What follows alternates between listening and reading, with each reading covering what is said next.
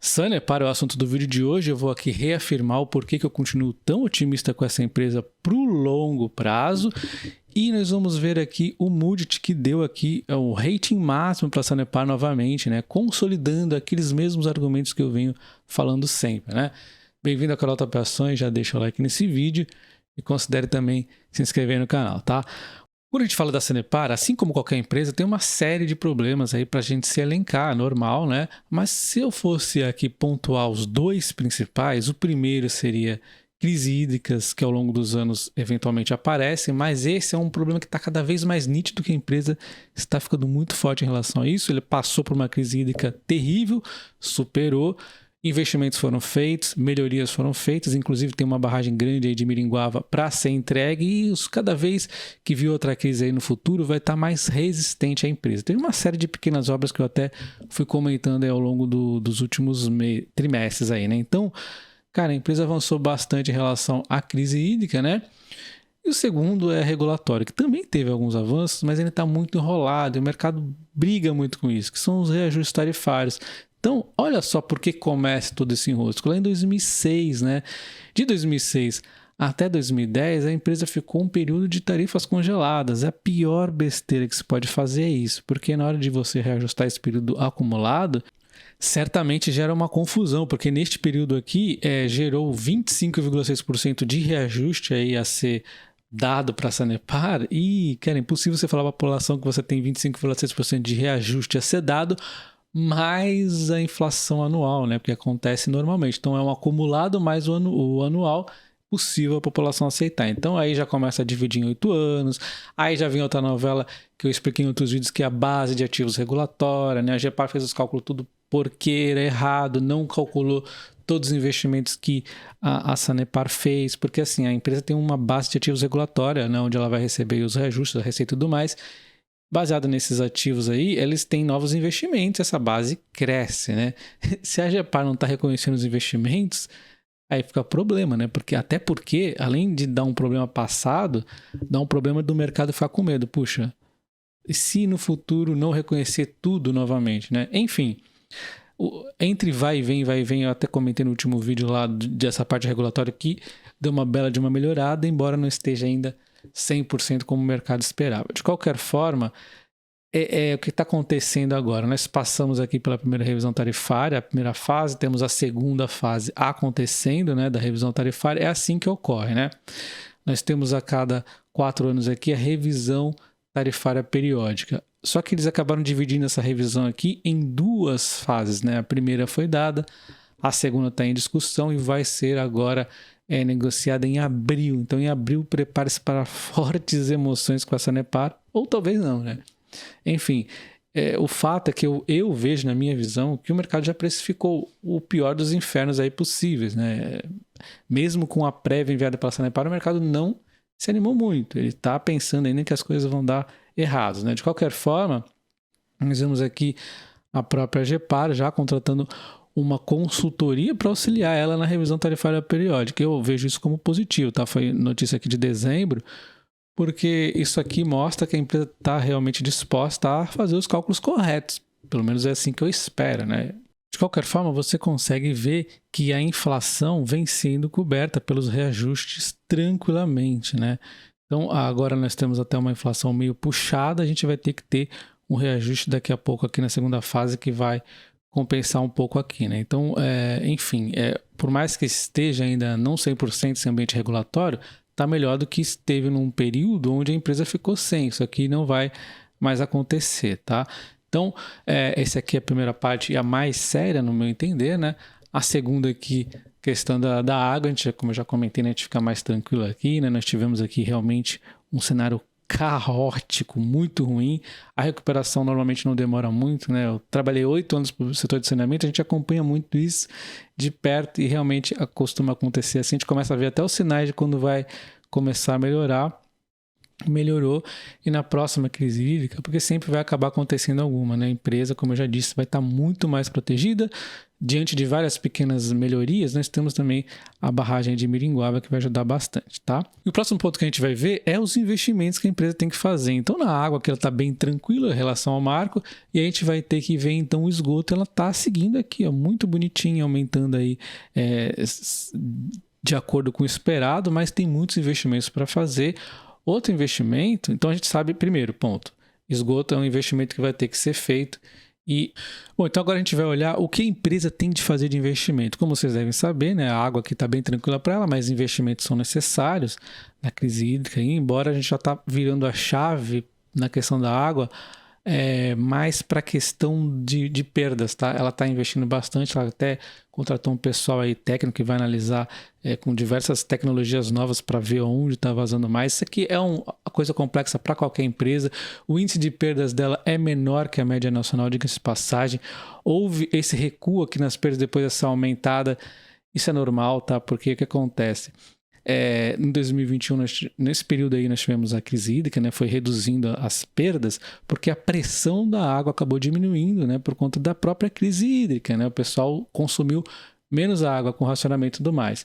Quando volta ao normal, por mais que não tenha uma diferença brutal do consumo de água, a pressão é desproporcional. E aí aquelas pequenas fissuras que às vezes nem estava sendo percebida, começam a ter vazamentos maiores. Então, essa recuperação aqui não é que a empresa perdeu eficiência, é porque realmente costuma acontecer em casos aí de recuperação pós-crise hídrica, né? Então, agora a empresa aí buscar essas pequenas fissuras, essas pequenas aí, tratar essa questão aí das perdas, até mesmo a parte do gasto também deve existir aí, né? Então, isso aqui é natural e a empresa vai precisar também fazer um investimento em relação a isso. Eu sigo bastante confiante com a empresa nisso.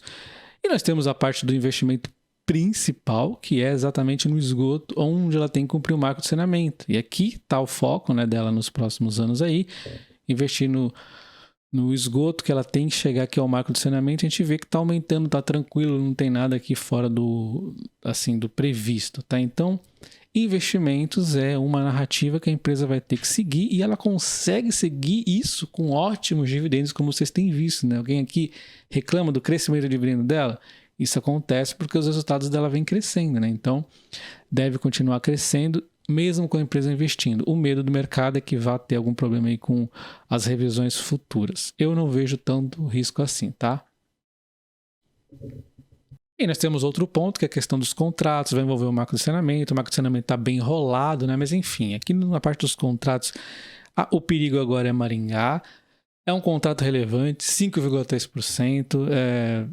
Tinha uma concessão longa ainda, agora eles estão brigando, né? Isso aqui está enroscado na justiça. Cada hora parece que vai ter uma definição e não vai.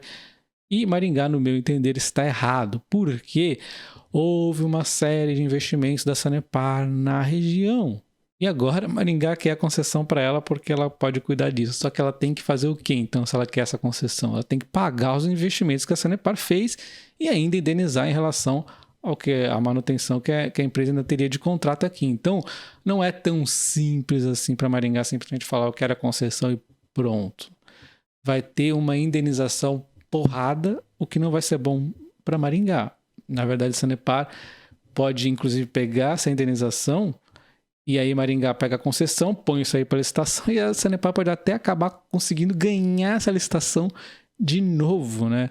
Por valores menores? Sim, mas pelo menos já foi aí, todo o investimento que ela fez já foi aí coberto. Então, seria melhor para a Sanepar, na verdade. Então, do que isso se trata? Populismo. Isso aí é populismo. Por isso que eu sou tão contra populismo. Ele está aí agindo de má fé, né, o prefeito da cidade, porque ele sabe que isso aí, se pagar a indenização, não é bom para a população. Vai ter um dinheiro do caramba, ele, sei lá onde ele vai tirar isso, mas depois ele fala que a conta da água tá mais barata, né? Assim, não vejo muito sentido, né? A não ser que ele não queira pagar essa indenização, mas é a justiça que vai definir isso aí. Eu não ficaria muito preocupado. De qualquer forma, a gente vê contratos longos da Sanepar, né? Vencimentos após 2033, aqui está a grande maioria, 75%, e de 23 a 33 seria 20%. Bom, então a gente tem aqui segundo a Modit, uma previsibilidade de receita que vem crescendo ao longo dos anos e vai continuar crescendo. Olha só, chegar a 5,7 em 2022 e 6 aqui de receita. O EBITDA, que seria até mais interessante a gente olhar, deu uma reduzidinha aqui com a crise hídrica e depois, ó, aumentando novamente e deve chegar em 2,5 e 2,675 em 2023. O que isso significa? Se o EBITDA está aumentando, com certeza o lucro vai acabar aumentando, o dividendo vai continuar aumentando, né? A dívida também tranquila, embora os investimentos que, como a gente viu, vai dar uma aceleradinha, chega a 2,5 em 2023, mas a empresa está nesse processo aí do marco, né? Sem deixar de pagar dividendos, tá? Então ela é uma empresa que está performando bem ao longo de vários anos, né? E como o Peter Lynch diz, ele não sabe para onde vai estar a cotação de uma empresa daqui a 1, 2 anos, não dá para saber. Mas daqui a 10, 15, 20 anos, se a empresa continuar performando da forma que ela está performando, essas cotações vão estar lá nas alturas e, consequentemente, os dividendos, né, que nós olhamos muito também vão estar nas alturas, né? Então o yield on cost aí vai compensar bastante. Bom, o rating então da Sanepar é mantido aí no mais alto possível, não tem nem como se elevar aqui pela Moody's, e os pontos fortes que eles falam é a área de concessão atrativa, contratos de longo prazo, métricas de crédito forte com baixa alavancagem, a dívida dela está bem ok aí, melhoria no quadro regulatório, mesmo com um histórico relativamente curto, e eu até adicionaria aqui alguns ruídos, né? Aliás, esses ruídos aqui eles põem até no negativo aqui, que seria risco de interferência governamental, né, permanecendo, o que aumenta as incertezas em relação aos futuros reajustes tarifários da companhia. Então, assim, melhorou, mas ainda tem um ponto que preocupa um pouquinho, né? E nós temos aqui os programas de investimento significativo que continuar influenciando negativamente a geração de fluxo de caixa nos próximos anos. Mas é um setor extremamente previsível que eu não vejo tantos problemas com relação a isso aqui, tá? Então, assim, a narrativa é muito simples, né? Nós temos aqui uma ação que o lucro sempre vai subindo ao longo dos anos, né? Uma queda aqui forte por conta da crise hídrica, adicionada reajuste que foi adiado e tudo mais, né? Subiu pra caramba logo na sequência, com os reajustes sendo dados, fim da crise hídrica, já vai continuar subindo, né? Por tudo que a gente vê. E uma cotação que na última crise hídrica ela despencou, né? Despencou. Essa crise hídrica foi mais séria e teve também outros ruidinhos a mais, então ela despencou mais. Então, por isso que nesse momento eu até falava aqui de uma preocupação realmente, a crise hídrica, né? Eu aguardava até esperar esse momento aqui, ó, de lateralização onde eu venho comprando. Eu até imaginava que fosse subir aí em algum momento. Não subiu. É ruim. Tem pessoas que estão reclamando. Puxa, a ação não sobe, não sei o quê.